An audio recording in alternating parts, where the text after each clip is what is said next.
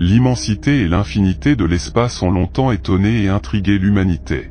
Il y a toujours eu cette préoccupation lancinante de savoir si nous sommes seuls dans l'univers et quel mystère pourrait se trouver au-delà de la Terre. Maintenant, les scientifiques de la NASA ont découvert une découverte étonnante provenant d'une source unique et énorme dans l'espace lointain. Des millions de messages radio sont transmis à la Terre. Qu'ils pourraient être? Ont-ils une explication naturelle ou y a-t-il une autre explication? En raison de l'ampleur et de la cohérence sans précédent des signaux, les scientifiques ont plus de questions que de réponses. Les sursauts radio rapides peuvent sembler un événement inintéressant pour certains, mais ils ont fasciné les astronomes, les physiciens et les passionnés de l'espace. Leur caractère critique ajoute à leur attrait car il y a tellement de choses à leur sujet qui sont encore inconnues. Imaginez l'excitation des scientifiques lorsqu'ils ont remarqué pour la première fois plusieurs signaux radio rapides en une courte période de temps et qu'ils ont continué à le faire. Qui ou quoi essaie d'attirer notre attention et que pourrait-il attendre de nous? C'est ce qu'il nous reste à nous demander. Les radios fast burst sont des émissions radio intenses qui durent quelques millisecondes. Ils sont connus sous le nom de sursauts Lorimé après Duncan Lorimé, qui les a découverts en 2007. Lorsque les télescopes enregistrent un sursaut radio rapide, les scientifiques prêtent attention à la diffusion, qui est la façon dont le signal se propage à l'arrivée sur Terre en raison du plasma dans l'espace. Les ondes radio des basses fréquences ralentissent et ont plus d'influence que celles des hautes fréquences. Les scientifiques utilisent la diffusion pour déterminer la distance de la source des sursauts radio rapides. Une plus grande dispersion indique une plus grande séparation de la source. Le premier sursaut radio rapide a été découvert près du petit nuage de Magellan et ressemblait aux impulsions radio massives des pulsars. Bien que des mesures précises du flux de signaux n'aient pas été possibles en raison des limitations de l'équipement d'observation, les chercheurs pensent qu'il est possible de détecter plusieurs centaines de sursauts par jour. Initialement, le sursaut radio rapide était considéré comme un événement unique car il n'était observé que dans 3 des 13 faisceaux du récepteur. Cependant, l'intérêt pour le sujet a été renouvelé lorsqu'un autre sursaut avec une dispersion similaire à celle du sursaut Lorimé a été découvert. Les sursauts radio rapides ont reçu leur désignation officielle après que 4 sursauts Lorimé supplémentaires ont été identifiés en 2013. Ces sursauts avaient une dispersion considérablement plus grande et ont été découverts par des relevés effectués avec un radiotélescope à haute résolution temporelle. Le sursaut le plus brillant a montré un élargissement de la diffusion qui suggère la présence de sources d'émissions radio extraterrestres. Les premiers sursauts radio rapides trouvés dans un autre observatoire ont été annoncés en 2014, mais leur origine n'a pas encore été déterminée et les scientifiques continuent d'enquêter. Les progrès technologiques et les nouvelles méthodologies d'études nous aident à mieux comprendre les énigmatiques sursauts radio rapides et leurs causes. En 2019, les astronomes ont fait une découverte surprenante. La source 121102 a battu le précédent record en produisant 1652 éclairs en seulement 47 jours, ouvrant de nouvelles possibilités de recherche. Cependant, les scientifiques n'ont trouvé aucun schéma ou périodicité dans les rafales, ce qui les a laissés perplexes. La plupart des rafales radio rapides ne clignotent qu'une seule fois et disparaissent, ce qui les rend difficiles à prévoir et à détecter. Cependant, la source 121102 s'est avérée être l'une des plus actives et a été attribuée à une galaxie naine située à 3 milliards d'années-lumière. C'est un objet étrange qui soulève plus de questions. La source 121102 de sursaut radio rapide est assez irrégulière, avec un schéma d'activité après 90 jours suivi de 67 jours de silence. Le radiotélescope sphérique à ouverture de 500 mètres, FAST, a joué un rôle déterminant dans l'observation de ces sursauts, même pendant sa phase de test. En seulement 47 jours, un nombre impressionnant de 59,5 heures de données ont été collectées, le plus jamais enregistré. Les chercheurs ont classé les rafales en fonction de leur énergie et ont constaté que les plus faibles étaient plus imprévisibles malgré leur irrégularité. Malgré les défis, les scientifiques continuent de rechercher des sursauts radio rapides et ont découvert qu'ils peuvent générer une énorme quantité d'énergie en un instant. Récemment, le télescope FAST a également découvert un nouveau sursaut, 190520, qui se distingue par sa fréquence répétitive, émettant 75 sursauts en 6 mois. Les chercheurs ont utilisé le Very Large Array Telescope au Nouveau-Mexique pour étudier plus avant ces sursauts.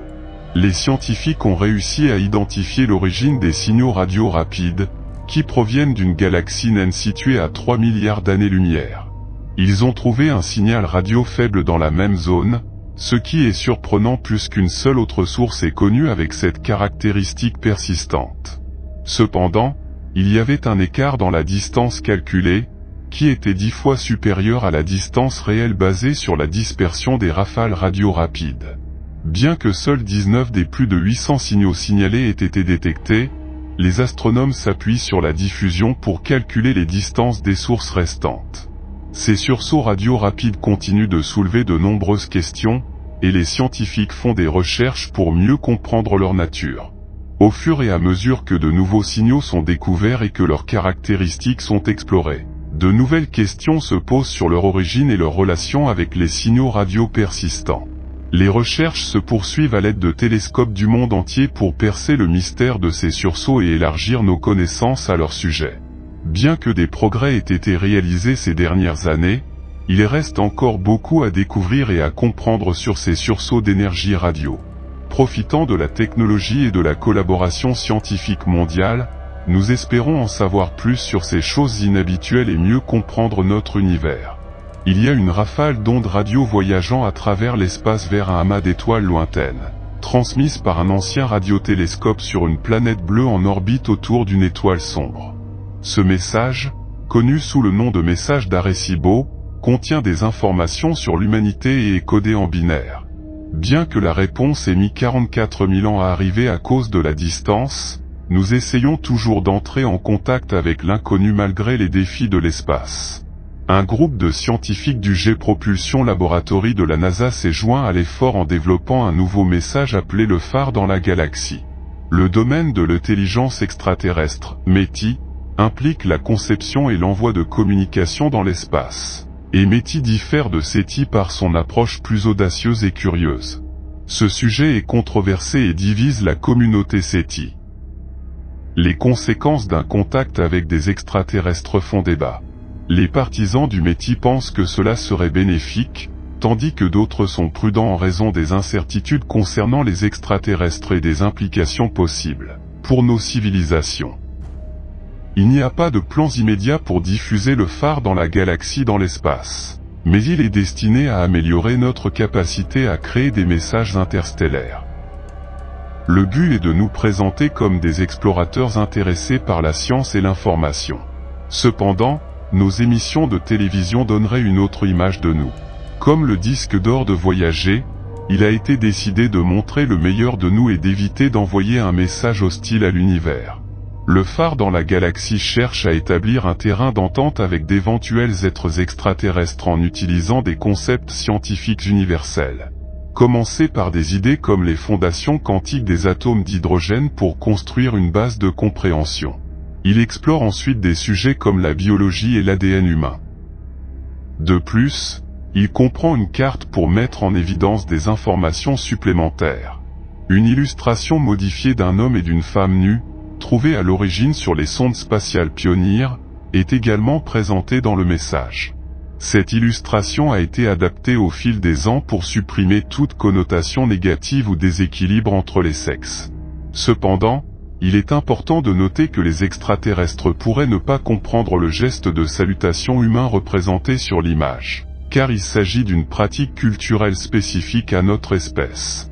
Le phare dans la galaxie et le message d'Arecibo sont encodés en code binaire, qui est considéré comme le langage mathématique le plus compréhensible pour d'éventuelles formes de vie extraterrestre.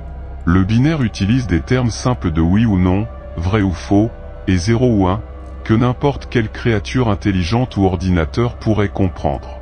La diffusion dans l'espace a suscité des débats, mais certains scientifiques ne la voient pas comme un inconvénient.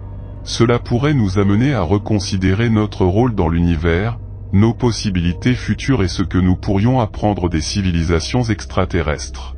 Puisque nous sommes jeunes par rapport aux autres espèces, il est probable que les extraterrestres soient beaucoup plus âgés que nous. SETI cherche à se connecter avec des êtres supérieurs qui pourraient avoir des milliers voire des milliards d'années de plus. Carl Sagan a fait valoir que les extraterrestres pourraient nous apprendre à empêcher une guerre nucléaire, ce qu'il a utilisé pour convaincre le sénateur démocrate William Proxmeye d'approuver SETI. Certains se demandent si cela représente vraiment le fonctionnement de la civilisation occidentale ou s'il ne s'agit que d'un conte de fées. Bien qu'il y ait des gens gentils et généreux, les gouvernements offrent rarement une aide sans condition. Devrions-nous être redevables à une race extraterrestre? Bien que l'envoi de messages interplanétaires soit une idée intéressante, il est peu probable qu'il soit remarqué par les extraterrestres. Cependant, en décidant ce que nous voulons dire sur nous-mêmes et qui a le droit de le dire, nous pouvons en apprendre davantage sur notre société. Nous en sommes au premier stade de la conception des messages interstellaires, et il y aura des erreurs. Nous avons besoin d'un dialogue mondial inclusif, pas seulement avec les spécialistes occidentaux du SETI, afin que nos communications soient représentatives. Aussi, le temps et la distance nous protègent. Nous n'échangerons pas de messages avec les extraterrestres de sitôt. Cela se produira dans un avenir lointain, dans les générations futures. Espérons qu'ils soient prêts.